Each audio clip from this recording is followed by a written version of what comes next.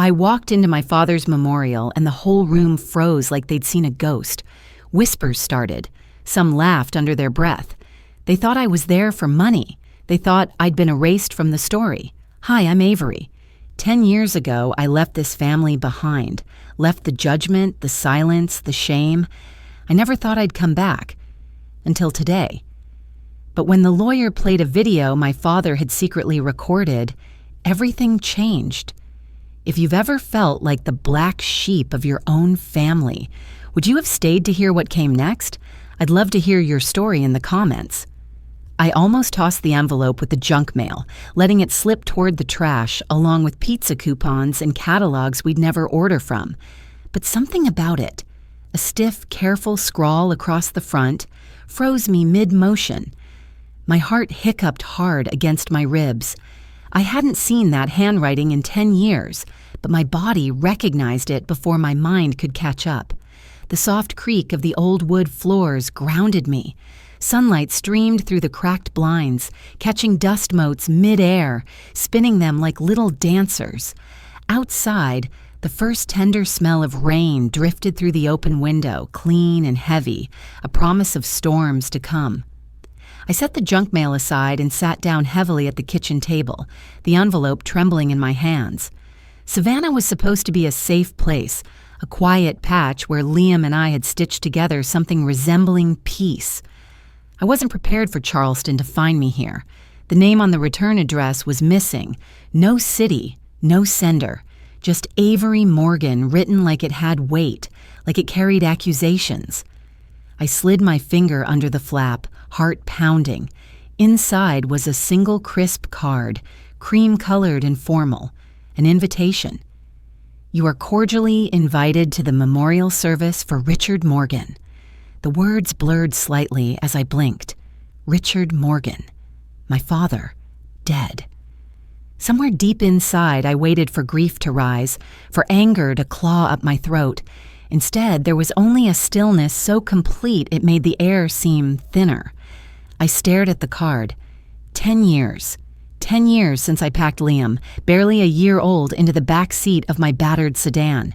10 years since I left Charleston with nothing but bruises, broken dreams, and a stubborn, flickering hope.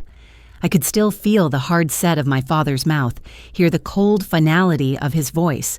You made your bed, Avery. That was all he said the night I came to him, bleeding and desperate, and that was all it took to push me away for good. I pressed the card flat against the table, tracing the embossed letters with my thumb. Maybe it should have felt like closure. Maybe it should have been enough to know the final chapter had ended without me. But the ache in my chest told me it wasn't over. Not really. A shadow crossed the sunlight. I looked up to find Liam standing in the doorway, clutching a library book to his chest. His dark hair was mussed, his t-shirt too big for his skinny frame. He watched me with that patient, knowing look that always made him seem older than 11. "Mom?" he asked softly. "You okay?" I opened my mouth, closed it again. He took a few cautious steps forward. "Is it bad news?" he tried. I held up the card, letting him see it, his brow furrowed. "Grandpa?" he guessed. I nodded. He bit his lip, thinking. "Are we going?" he asked after a moment. I looked at him then, really looked. At the boy who had grown up with my fears, my hopes, my stubbornness. At the boy who carried none of the anger of Charleston, but all of its weight on his small shoulders. A storm was gathering outside. I could feel the pressure of it, thick and buzzing, just as I could feel the pull of something unfinished, tugging me backward across the years. If I stayed here, maybe it would be easier, safe, predictable. But some storms didn't stay outside. Some worked their way in, rotting the foundation you thought was solid. I stood, my chair scraping softly against the worn tile. I folded the invitation in half and slid it back into the envelope with steady hands. "We're going home," I said. The words tasted strange, both bitter and sweet, as they left my mouth. Liam didn't say anything. He just nodded once, solemn and sure, as if he had known the answer before I did. Through the open window, the first raindrops began to fall, soft and heavy, tapping out a rhythm of things breaking open, and maybe, just maybe, beginning again. Charleston hadn't changed, but I had. The city still wore its age like a badge, brick streets glistening under the gray afternoon sky, Spanish moss dangling from ancient oaks like whispers. But stepping out of the rental car with Liam's hand tucked in mine, I felt like an outsider breathing borrowed air. The chapel sat tucked between two historic homes, its white columns and stained glass windows just as I remembered. The scent of wet stone, old wood, and lilies wrapped around us as we climbed the worn steps. Each creak underfoot sounded too loud, too accusing. Inside, the pews were already filling. Familiar faces turned toward us, their expressions shifting like tides. First surprise, then something sharper. I smoothed my skirt with trembling fingers, the fabric catching slightly on my dry palms.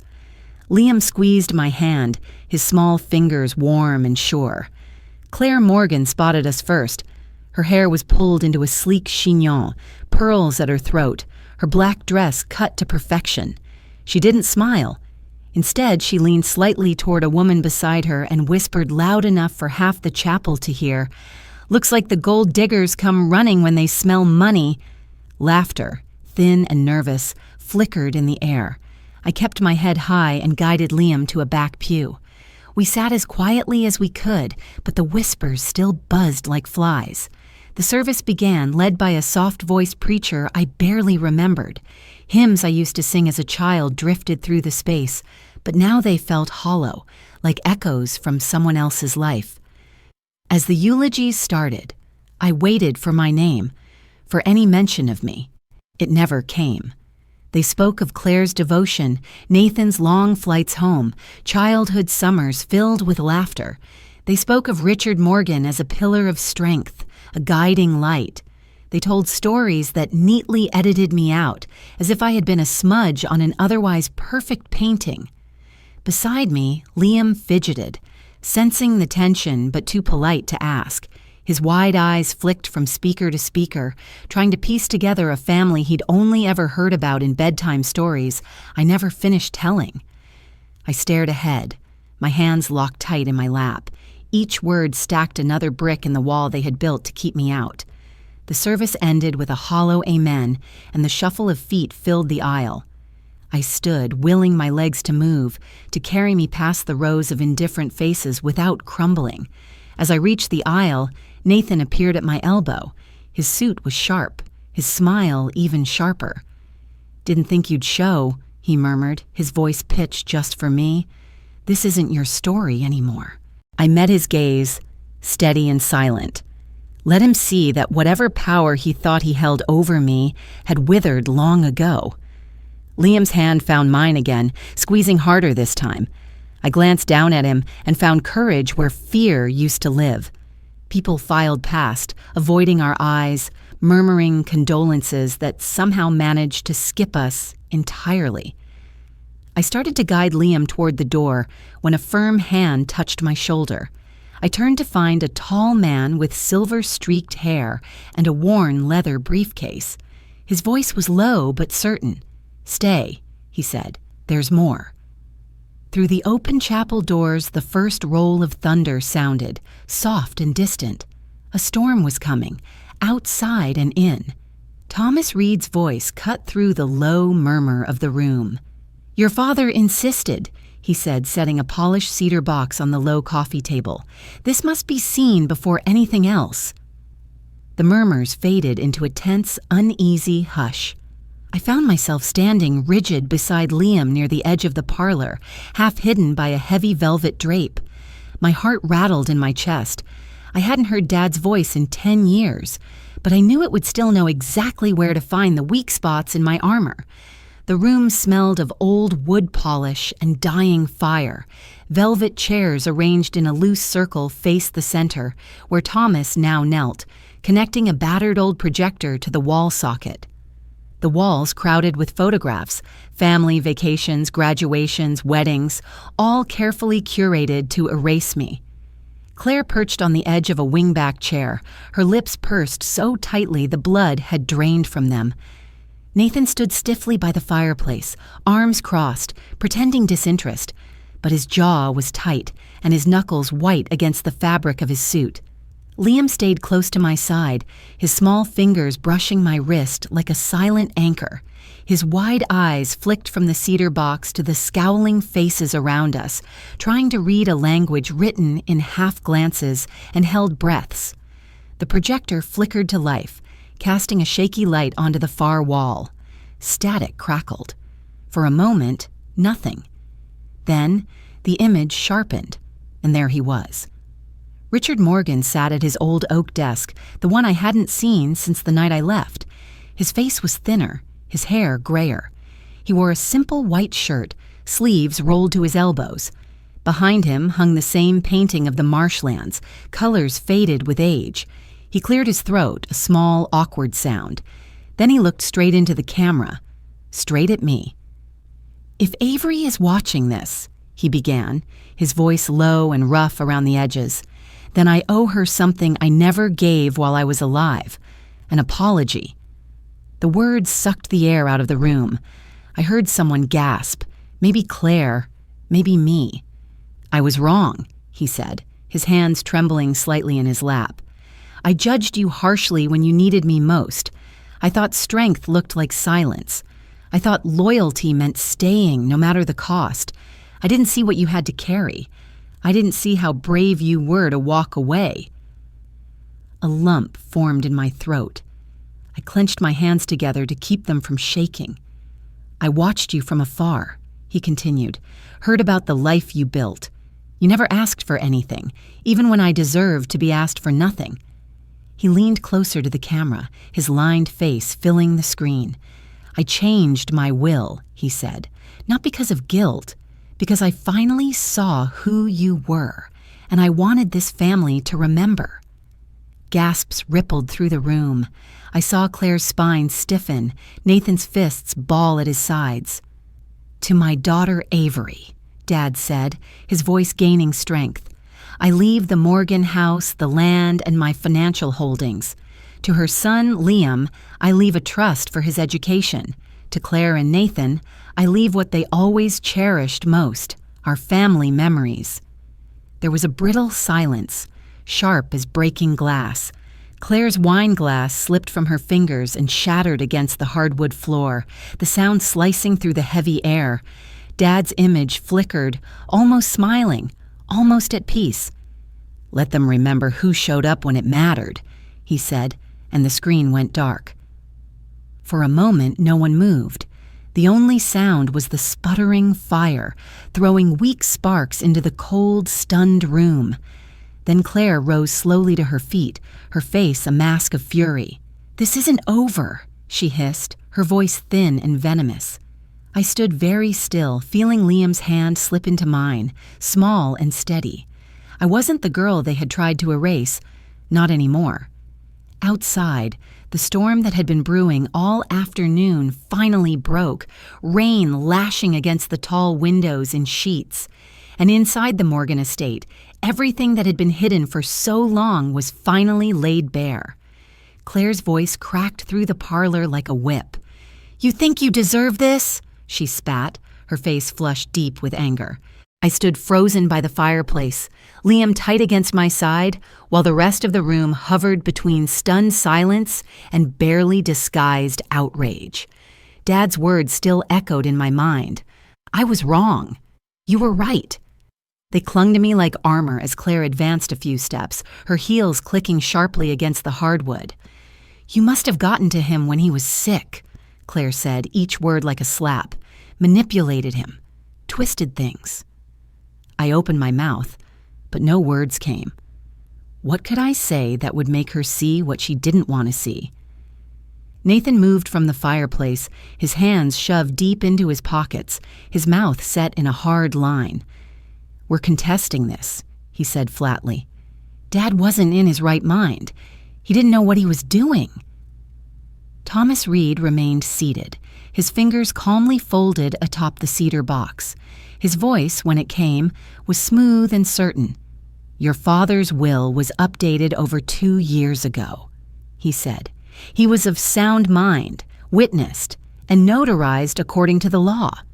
You are free to hire counsel, but you'll find no grounds for contest. The words hit Nathan like a slap he hadn't seen coming. His face darkened, but he said nothing more. The air inside the Morgan estate grew thick, charged. Guests shifted awkwardly, casting glances at the door, at their watches, at anything but each other. Southern manners could only paper over so much before the truth leaked through the cracks. Someone coughed. A second later, an older cousin mumbled a rushed goodbye and practically bolted for the door. One by one, the others followed, their polite smiles brittle, their handshakes too quick. Apologies brushed against my shoulders like moth wings, soft, nervous, meaningless. Claire remained planted where she stood, her fists balled at her sides. The veneer of elegance she wore so carefully was cracking.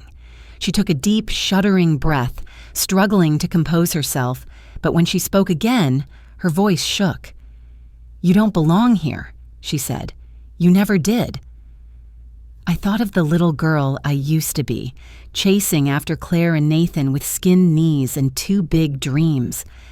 I thought of the nights I spent crying behind my locked bedroom door, wondering what was so wrong with me that even my own blood couldn't find space for me at the table.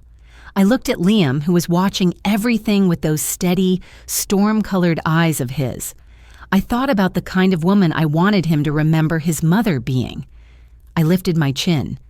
"Maybe I don't," I said, voice quiet but sure. "But Dad thought I did." The words hung in the air, heavier than the thunder rumbling outside. Claire's mouth opened, then snapped shut. She turned sharply on her heel, pushing past Nathan so hard he staggered a step. Nathan lingered a beat longer, his glare slicing across the room, before he followed her out, the door banging closed behind him. The parlor was emptying fast, just the scent of old wood and rain-soaked anger left behind. I let out a slow breath I hadn't realized I was holding. Liam leaned against me, not saying anything, just a small, warm presence, grounding me in the wreckage. Thomas Reed rose and straightened his jacket. He crossed the room in a few measured steps and paused before me. "There's something else," he said quietly. "Your father left something just for you." Outside, the rain intensified, beating against the windows like 1,000 tiny drums. I didn't know what waited for me next, but for the first time in years, I knew one thing for certain. I wasn't standing alone anymore. The envelope was plain, unmarked, but my hands trembled as if it were made of glass. Thomas Reed placed it carefully into my palm, gave me a small nod, and left the sunroom without another word, the door clicking softly behind him. I stood there for a moment, the damp scent of rain-soaked wood curling around me. The windows were misted with the storm, softening the view of the sprawling lawn beyond. The house creaked gently under the shifting wind, like it was settling into a new shape. Liam sat cross-legged on the faded rug, sketching absent-mindedly with a stub of pencil he always carried. When he noticed I hadn't moved, he looked up, his eyes steady and patient. I slid a fingernail under the envelope flap and peeled it open. Inside was a single sheet of thick, rough paper, folded once. The handwriting was unmistakable, stiff, upright, and somehow uncertain, like it had been written by a younger version of the man I remembered. I unfolded the paper slowly, hearing the faint crinkle that sounded louder than the rain. "Avery," it began. No dear, no warm greeting, just my name, standing alone. "I don't know if words can fix what pride broke," he wrote, "but I owe you more than an apology. I owe you a truth I couldn't admit until too late." The words wavered slightly where the ink had soaked too long on the paper, like his hand had paused too often. "I watched you, even when I said you were gone to me. Gerald told me about your job at the library, about Liam's school awards. He told me about the way you sent money to pay the heating bill every winter without asking for thanks." I swallowed hard, my throat aching. My thumb brushed over the edge of the paper, rough and real in a way the man himself had never quite been. "I was proud of you," the letter said. "I just didn't know how to say it without admitting I had been wrong. I thought letting you go was teaching you a lesson. I see now it was only teaching me what loneliness feels like." The words blurred, and I blinked them back into focus. "This house," he wrote, "was built on the wrong things for too long. Appearances, reputation, stubbornness. I don't want it to stay a monument to my failures. I want it to be something better, something new, if you'll have it."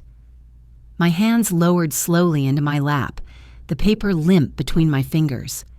I stared out at the garden beyond the glass, where rain softened the hard edges of the world. For the first time in a long time, I didn't feel anger curling inside me. I didn't feel the old ache pulling me under. I felt something closer to release, like a knot loosening after years of strain. Without a word, Liam rose and crossed the room. He sat beside me, his small hand resting lightly on my wrist.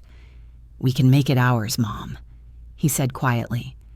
I turned toward him, the letter still trembling in my grasp, and let out a breath I hadn't realized I was holding. The sun struggled to pierce through the thick clouds outside, casting the faintest glow across the room, and I realized that sometimes the hardest walls to tear down were the ones we built ourselves, and sometimes all it took was a single door opening from the inside. The Morgan house didn't feel like a mausoleum anymore. It felt like possibility. Late spring stretched itself lazily across Charleston, painting the sky in soft blues and warming the earth enough that the scent of fresh-cut grass hung in the air like a promise. The heavy sadness that used to cling to the old estate had begun to lift, peeling away with every window we opened, every room we touched, with new hands. Liam and I started with the sunroom. Its walls, once a dingy yellow, now gleamed a bright, welcoming white. We moved slowly, our brushes sweeping side by side. Liam hummed as he worked, a tune I didn't recognize but one that made the house feel lighter somehow. By midday, we'd opened every door and window we could. The breeze carried in the smell of wild jasmine, mixing with the sharp tang of paint and the faint sweetness of rain still lingering in the soil.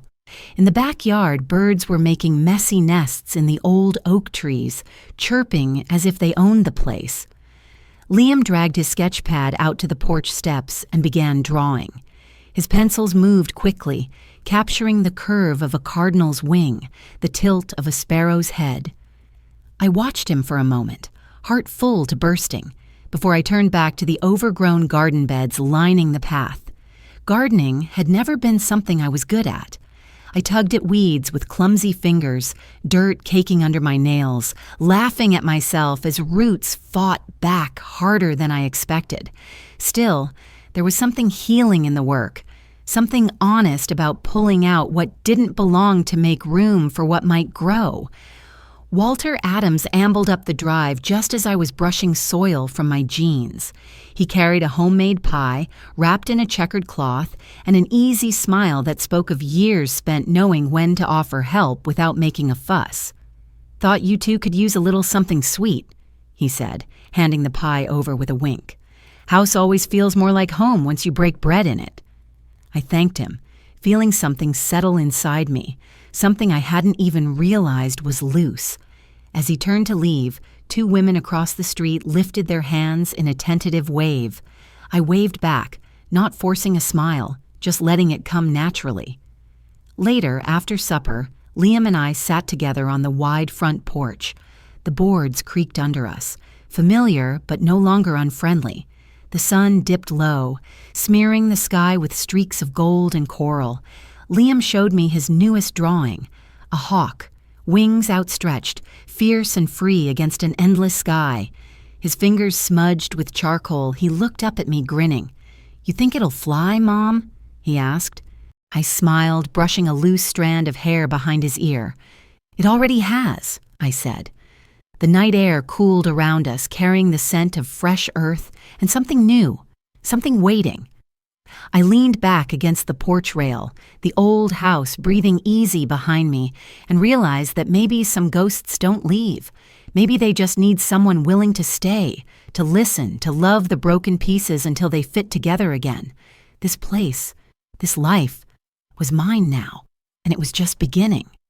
Sitting there on the front porch, with the evening sun folding itself gently over the fields, I realized the Morgan house had finally found its heart again. Life doesn't erase our old wounds, but sometimes, if we listen closely and love bravely, it offers us a way to heal them. In this world, the real treasures aren't houses or names carved into deeds, but the ties we mend and the hope we choose to plant. If this story touched something in you, I invite you to share your own journey or simply carry its warmth into your day.